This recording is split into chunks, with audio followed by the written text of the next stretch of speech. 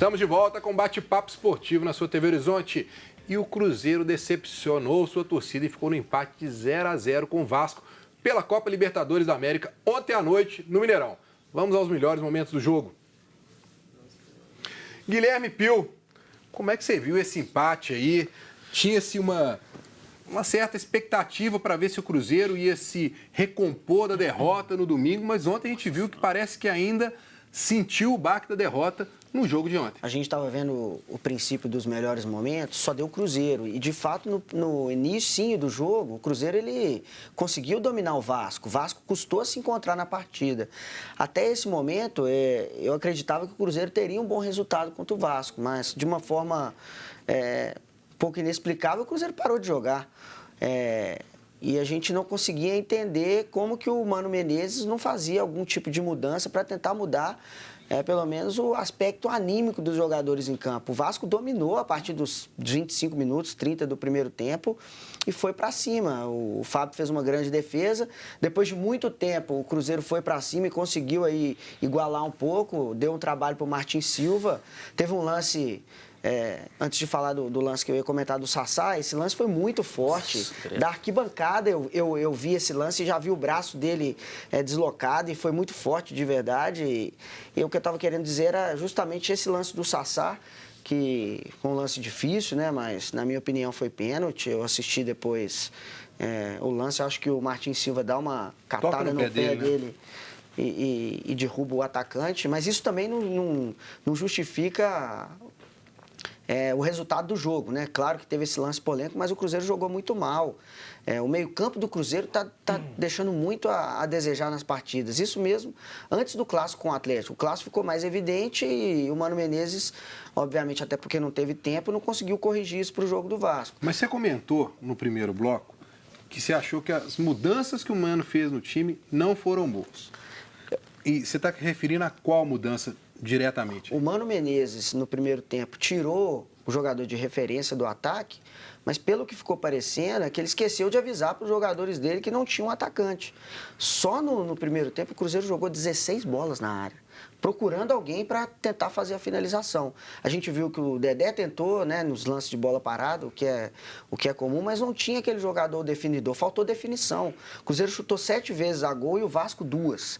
Mas dessas 7 vezes que o Cruzeiro chutou, uma só foi chance clara de gol.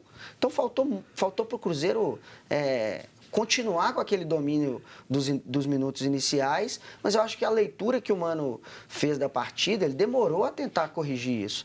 Aí ele colocou o Sassá no segundo tempo. Ele disse que o Sassá não conseguiria jogar 90 minutos. Aí ele colocou o Sassá no segundo tempo. Mas quando você entra em campo, você já quer procurar, quem sabe, definir. A gente sabe que é difícil. Por que não colocou o Sassá no começo para tentar e aí depois ele buscaria inverter esse jogo de alguma outra forma? Essa questão... Sabe por quê? Só para finalizar. Né? É difícil, mas o Mano, ele disse no princípio do ano que ele jogaria como um ataque. O Cruzeiro jogaria em função do Fred.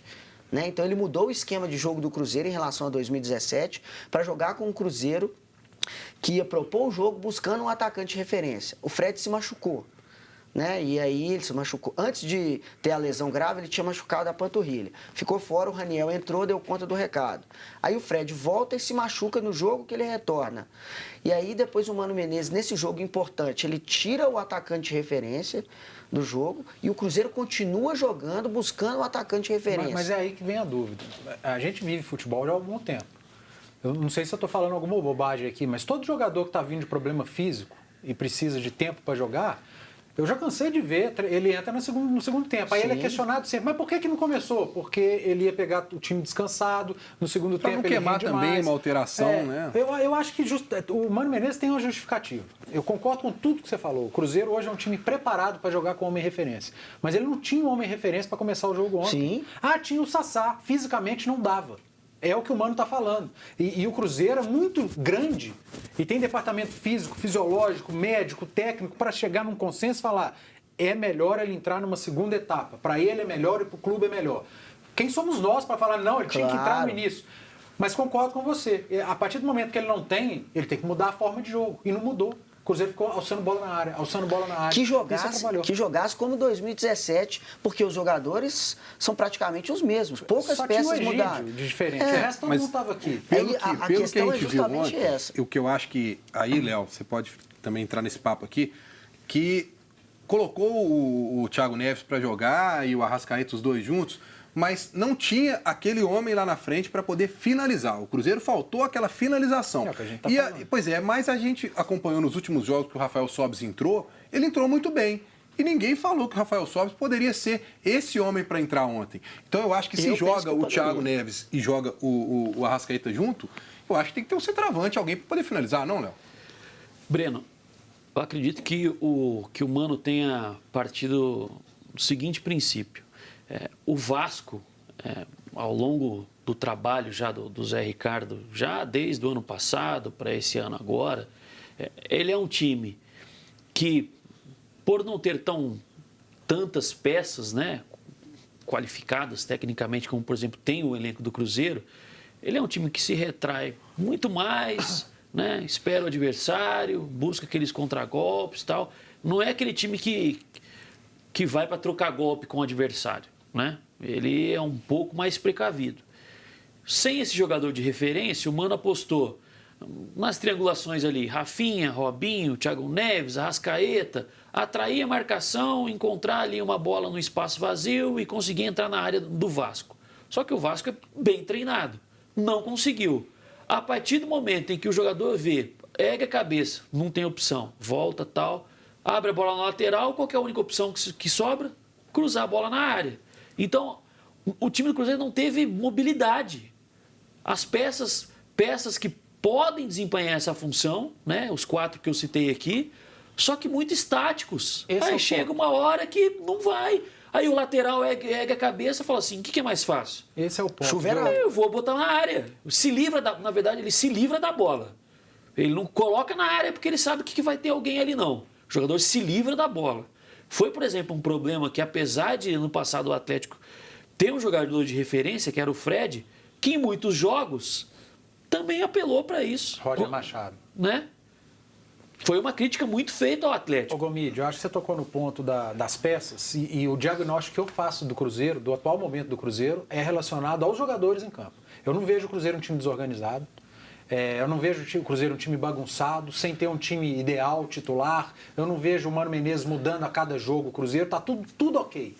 O que não está ok é que o Thiago Neves não está jogando, o Robinho não está jogando, talvez seja o que esteja pior tecnicamente hoje. O Rafinha caiu assustadoramente de produção desde que o Fred saiu, deixou o time. Você pega o Cabral e o Henrique, não estão bem, eles não estão bem. Isso é fato. Os laterais do Cruzeiro ontem, horrorosos os laterais do Cruzeiro, depois eu vejo. Lê aí, sobre isso que você está falando. Mais um jogador. Stats. Contra o Vasco, o Egídio cruzou 10, cruzou 10 bolas e não acertou nenhuma. Recorde de erro do jogador na temporada. Mas ele mandou todas as bolas da mão do Martin Silva. Pois então, é isso que está falando, Sim, ele errou todas. Ele errou aí o que culpa, como que o treinador vai fazer se os laterais dele não estão jogando bola, se os volantes dele vivem o pior nem é momento lateral, técnico. Um nem é lateral, como machucou. Depois entrou o que é de ofício. Os volantes vivem o pior momento técnico no ano. Os 3 meias também vivem os seus piores momentos técnicos no ano. E aí a culpa é do Mano Menezes, que organizou o time. Esse Cruzeiro que está jogando nada, era o Cruzeiro que estava jogando bem. Ah, mas era time do interior. Mas o Cruzeiro ia jogar com quem? Com o Corinthians, o Campeonato Mineiro? Então, a culpa eu acho que a não culpa é de do Mano. jogador. Tem que cobrar de jogador. Eu vou terminar depois o meu raciocínio, o Breno tem um recado aqui, mas a culpa eu concordo, não é do Mano Menezes. Mas o Mano, para mim, ele errou ontem porque ele sabe que o Thiago Neves não consegue jogar de costas pro gol. O Thiago Neves tem que vir do meio para frente. Ontem ele colocou o Thiago Neves para fazer o papel do 9. Hoje vocês estão assim, né, agitados. Pós-rodada, né? Pós-rodada e tal, mas eu tenho que colocar o pessoal de casa para participar com a gente. E antes, eu tenho que dar um recado aí para quem busca uma melhor qualidade de vida. Coloca na tela pra gente aí. Crote é uma clínica de fisioterapia especializada em reabilitação e prevenção de lesões, oferecendo atendimento de qualidade e compromisso com o bem-estar do paciente. No Crote, os profissionais são qualificados e comprometidos com a assistência no atendimento de forma humanizada. Tem uma equipe de especialistas nas áreas de fisioterapia e pilates. Atende aos convênios Unimed, Fundafeng, Saúde Caixa, Acefaz, Semig Saúde, Copasa, entre outros. Venha viver com mais qualidade de vida. Crote Fisioterapia. Telefone 3289-1235. Visite o site crote.com.br.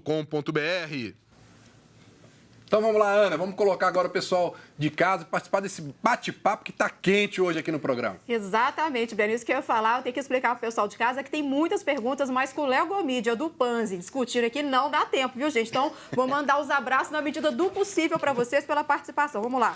Abraço para Admilson de Contagem, Everton Silva está assistindo de São José dos Campos, André Takahashi, Eric Quentes do bairro Serra, Júnior do Citrolândia e Kleber Júnior. Tem uma pergunta aqui para o Edu, quem faz é o André do Sagrada Família, que é o seguinte, Edu. Ele comentou que nos jogos decisivos o Cruzeiro não foi bem. Ele quer saber se o Cruzeiro foi supervalorizado. Não, o Cruzeiro não foi supervalorizado. Eu acho que vai aquilo que eu falei acho que foi no primeiro bloco, já falei tanto, né? Da questão da intensidade. O Cruzeiro, ele não muda de intensidade. A mesma intensidade que o Cruzeiro jogou a segunda rodada do Campeonato Mineiro, a primeira rodada do Campeonato Mineiro, ele entra na Libertadores. Ele joga uma final de campeonato. Diferente do Atlético, que mudou a intensidade, entrou no 220 no domingo, e o Vasco, que jogou Libertadores, e o Racing também. O Cruzeiro parece que está jogando a segunda rodada de um campeonato regional. Agora, Guilherme, para poder deixar a torcida do Cruzeiro um pouco menos preocupada, Lucas Romero saiu sentindo a coxa ontem. Alguma notícia aí? Vai para o jogo de domingo, não vai? Porque a gente que joga futebol, pelo jeito que ele se manifestou ali, já dá para entender que domingo acho que não vai ter condição, né? O Romero, se deixar... Foi posterior da coxa? Foi numa lesão na coxa esquerda, né? Posterior da coxa esquerda. E o Romero, se deixar, ele continua jogando 90, 95, 102 minutos, ele vai. A gente não vê uma recorrência do Romero até ser substituído, a não ser por opção do Mano Menezes. Mas o Cruzeiro, o Mano trabalha o Edilson para voltar nesse jogo aí da final contra o Atlético. Já era um planejamento antes da partida contra o Vasco. E o que vocês falaram sobre o Rafael Sobis, foi você, né, Breno? Eu até concordo. Se o Mano não tinha um atacante de referência e já jogou com o Rafael Sobis atuando no ataque, por que ele talvez não tenha utilizado um esquema do ano passado, que todos os jogadores estavam aí para esse jogo contra o Vasco, em vez de tentar arriscar o Thiago Neves na frente? Mas é lógico, ele que sabe o que faz, ele é o treinador, a gente só dá aqui o pitaco, analisando, obviamente, porque a gente também tem de futebol. Nós vamos ainda falar, tem mais um bloco para a gente falar bastante agora, principalmente da final de domingo, onde Atlético e Cruzeiro se enfrentam. Mas antes, mais um recado aí para você.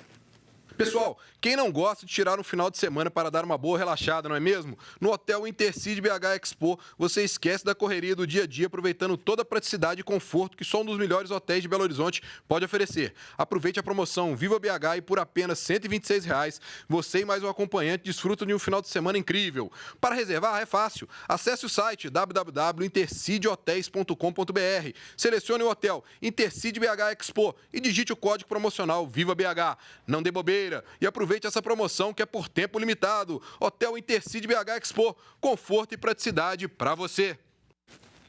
Nós vamos para mais um intervalo e voltamos falando tudo sobre a grande final de domingo. Não sai daí.